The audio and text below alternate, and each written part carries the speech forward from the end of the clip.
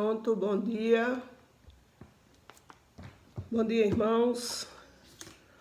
Nós estamos estudando esse livro maravilhoso, né? Mordomo Eficaz, que é o Conselho sobre Mordomia, né? Com esse novo título. Um livro maravilhoso que nos traz orientações precisas como nós vivermos a nossa fidelidade para com Deus em todas as áreas. Então hoje, o capítulo é o 28. Riqueza, um talento confiado. Riqueza é um talento que Deus confia. Riqueza, né? O capítulo 28 aí, riqueza é um talento que Deus confia aos homens para que a humanidade seja, através dela, também abençoada. Cada vez que Deus permite que alguém se torne rico, adquira recursos, né? Como diz lá em Deuteronômio capítulo 6, é Deus que nos dá força e inteligência para adquirirmos riquezas, é para que essas riquezas abençoe a nós, a nossa família, mas também a obra de Deus e também a obra de beneficência. Ou seja, para que nós possamos aliviar as dores das pessoas necessitadas ao nosso lugar, ao nosso redor, né? Então, aqui diz que os seguidores de Cristo não devem desprezar a riqueza, devem considerá-la como um talento confiado pelo Senhor, né? E pelo uso sábio de suas dádivas, eles podem ser eternamente beneficiados, né? Eternamente beneficiados. E aqui também diz que devemos ter sempre em mente que Deus não nos deu riquezas para usá-las segundo o nosso próprio gosto. Deus não dá riquezas a quem tem riquezas para usarmos elas conforme o nosso próprio gosto. Ou seja, nós sempre... Isso é repetido por cada um dos expositores aqui. Devolvemos o nosso dízimo, devolvemos a nossa oferta, mas o restante também é de Deus. E nós devemos usá-lo com sabedoria, né? O restante dos recursos. Aqui já no finalzinho do segundo parágrafo, ainda da página, aí a página inicial, nós temos os que fazem uso egoísta de sua riqueza neste mundo, revelam atributos de caráter que mostram o que fariam se tivessem maiores vantagens e possuíssem os tesouros imperecíveis do reino de Deus. Então, irmãos, não podemos fazer uso egoísta, né, dos recursos que Deus coloca em nossas mãos, certo? Então, Deus tem dado, através da sua palavra e através do espírito de profecia, Deus tem dado muitas instruções de como se deve usar os bens que passam pelas nossas mãos, né? Mais uma vez, dando alívio às necessidades da humanidade sofredora, fazendo avançar a sua causa, investindo na obra de Deus, edificando o reino de Deus nesse mundo, né? Enviando missionários para as regiões distantes, disseminando o conhecimento de Cristo em todas as partes do mundo. Ontem eu vi um vídeo que a irmã Luzia, esposa do irmão Gilson, lá de Itajá, publicou um vídeo muito bonito de um testemunho do missionário adventista da missão de aviação adventista. Nós sabemos que a igreja adventista tem uma frota de aviões que levam recursos, alimentos e recursos missionários para lugares distantes. E esse missionário estava com um grupo de nativos subindo uma íngreme serra, carregando ali uma bolsa muito pesada nas costas, e junto com aquelas pessoas subindo, e o ar já era rarefeito e ele não estava acostumado, e ofegante, ele dizia: irmão, sabe por que eu estou aqui? Porque você foi fiel nos dízimos, nas ofertas, porque você devolve ofertas generosas para nosso Deus. Então, por isso que o avião que eu vim pilotando pode chegar aqui. E sabe o que eu estou carregando? Depois que a gente fica com a curiosidade de saber o que aquele homem está carregando, a câmera vem e mostra. Ele está carregando um saco de Bíblias. ele diz, é pela primeira vez que esse grupo isolado nessa montanha está recebendo Bíblias em sua própria língua. E eles vieram nos receber lá embaixo, onde o avião pôde pousar, e estão felizes, vibrando aqui, porque nós chegamos com Bíblias para dar a eles. Irmãos, eu me senti tão feliz em saber que um pouco da minha ofertinha está ali, sabe? Levando a luz do conhecimento do Evangelho para aquelas pessoas num país lá bem distante.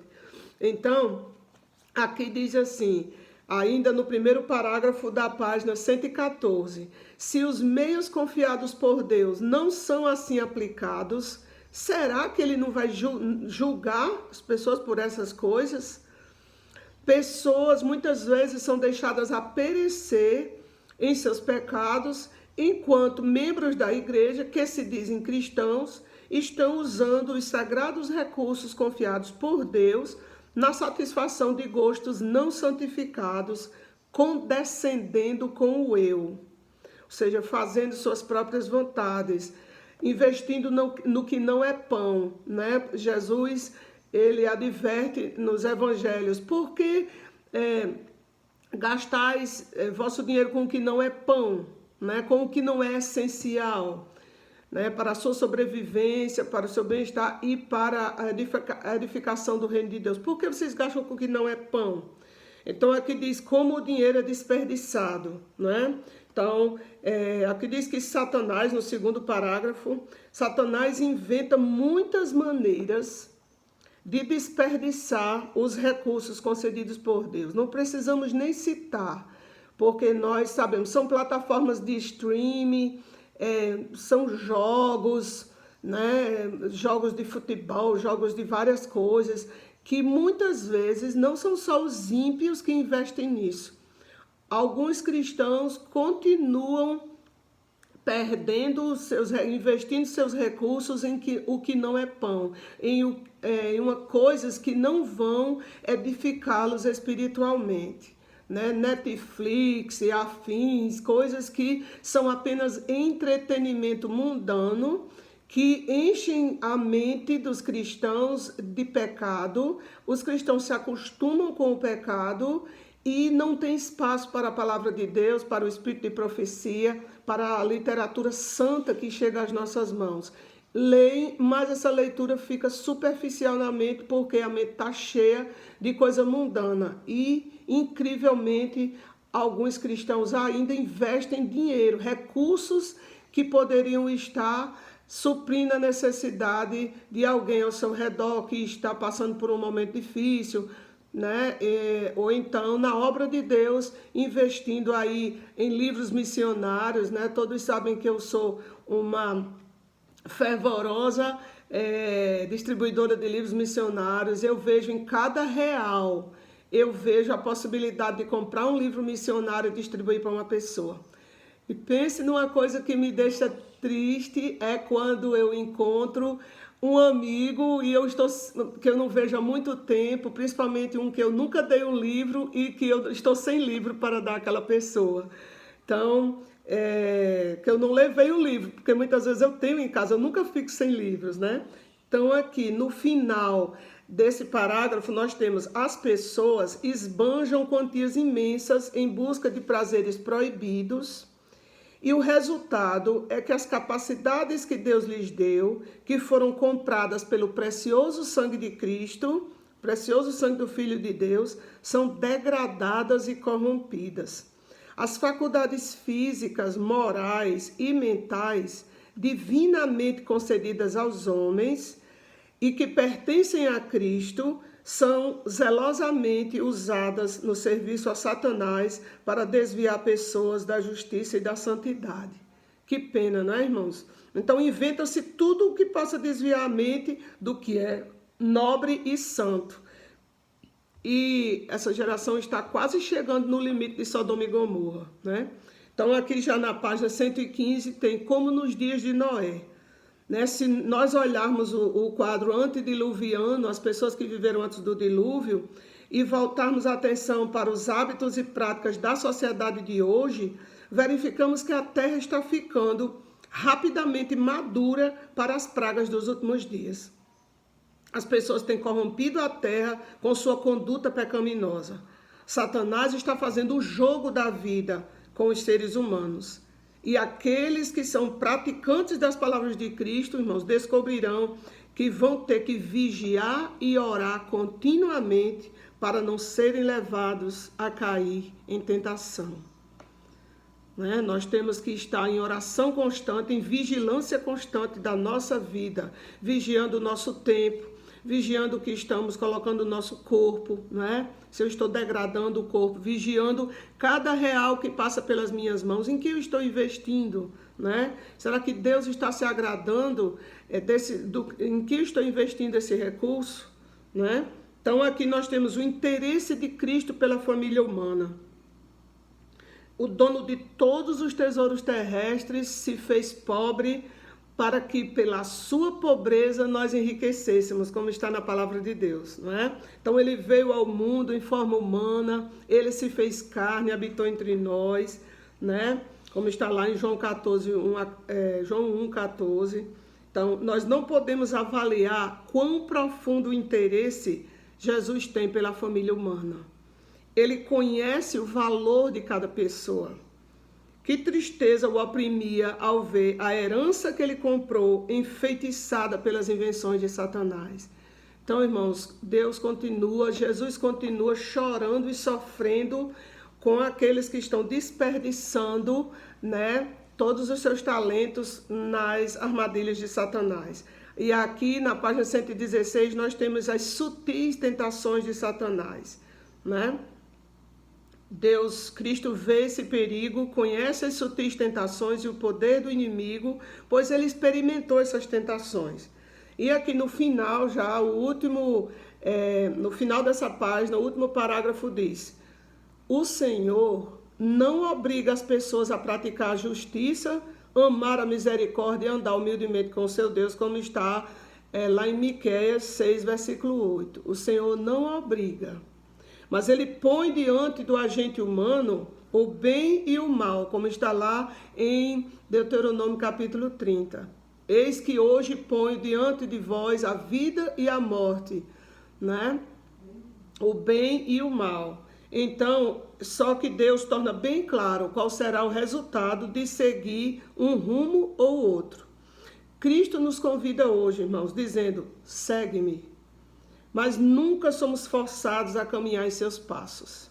Se andarmos em suas pisadas, será em resultado de uma escolha voluntária. Deus só aceita adoração voluntária, né? Então aqui na página 117 diz que adquirir riquezas não é pecado.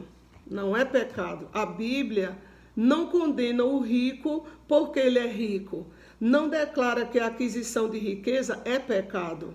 Tampouco diz que o dinheiro é a raiz de todos os males. Pelo contrário, as Escrituras, como eu citei há pouco, declaram que é Deus que nos dá força para adquirirmos riquezas. Deuteronômio 8:18. Essa capacidade é um talento precioso, desde que seja consagrada a Deus e empregada no avanço de sua obra. Então, irmãos, gostaria de ler com vocês 1 Timóteo 6:10. O que diz em 1 Timóteo 6:10? Diz assim: porque o amor ao dinheiro é a raiz de todos os males. E alguns nessa cobiça se desviaram da fé, atormentando a si mesmos com muitas dores. Então, o amor ao dinheiro é que é a raiz de todos os males. E quando a pessoa se apega aos bens materiais, ele se degrada e ele se atormenta com muitas dores, né? Então, o dinheiro é um presente que Deus deu às pessoas para ser usado com fidelidade em seu serviço. Irmãos, em seu serviço. Nós vemos ali vários homens da Bíblia que foram ricos, né? Abraão, Jacó, Davi, foram ricos, mas eles eram ricos e generosos, não é? Repartiam ali o seu pão com o faminto, eram justos e não deixavam ninguém né? Repartia com quem tinha necessidade, procurava saber onde tinha uma pessoa passando realmente necessidade para ele ajudar. Então, aqui, finalizando, chegando aqui na página 118, há necessidade, sim, de talentos financeiros. Os que pertencem às classes mais altas da sociedade, irmãos, devem ser procurados em todas as partes com terna atenção e consideração fraternal. Ou seja, os ricos valem para Deus tanto quanto os pobres, porque o valor de cada pessoa é o valor do sangue de Cristo. Então, essa classe, são os ricos, tem sido muitíssimo negligenciada e nós sabemos disso. Muitas vezes só fazemos evangelismo nos bairros pobres, né? Só batemos na porta de casas pobres para dar estudo. Então a vontade do Senhor é que as pessoas a quem Ele confiou muitos talentos ouçam a verdade de maneira diferente daquela com que a ouviram no passado. Os homens de negócio que estão em posição de confiança, indivíduos de grande capacidade inventiva e profundo conhecimento científico, homens talentosos, devem estar entre os primeiros a ouvir o convite do Evangelho. Então, investamos em livros missionários para dar a essas pessoas, certo? E finalizando, Deus necessita de homens que possam olhar para frente e ver o que precisa ser feito. Homens que permaneçam tão firmes aos princípios como as rochas, tanto na crise atual quanto em perigos futuros que possam surgir. Então, irmãos, usemos os nossos recursos com sabedoria, em oração, pedindo a Deus para que nós possamos estar investindo em algo importante na sua obra, para construir o reino de Deus nesse mundo. Amém? Esse foi o resumo que eu fiz do capítulo de hoje. Que Deus abençoe a nossa vida e vamos orar. Maravilhoso Deus, Deus, dono do ouro e da prata, Deus que derrama bênçãos sem medida sobre o mundo. Louvado seja o teu santo nome. Muito obrigada, Senhor, pelos recursos que o Senhor faz passar pelas nossas mãos. Pouco ou muito, que nós possamos ter sabedoria para usá-lo, para o nosso bem e para o bem do próximo e para o avanço da tua causa nesse mundo. Que nenhum de nós possa ouvir naquele dia, servo mau e infiel, né? Você foi infiel, portanto não vai ter direito. Apartai-vos de mim, malditos. Que cada um de nós possa ouvir naquele último dia. Muito bem, servo bom e fiel. Foste fiel no pouco, sobre o muito te colocarei. Entre na alegria do teu Senhor. Fica com cada irmão, fica com cada visitante, fica com cada um que entrou nessa live. Que sejam abençoados hoje e sempre, pelo poder do teu Espírito e da tua palavra e do Espírito de profecia que nos traz uma luz menor para iluminar a luz maior. Fica conosco, Senhor, em nome de Jesus. Amém.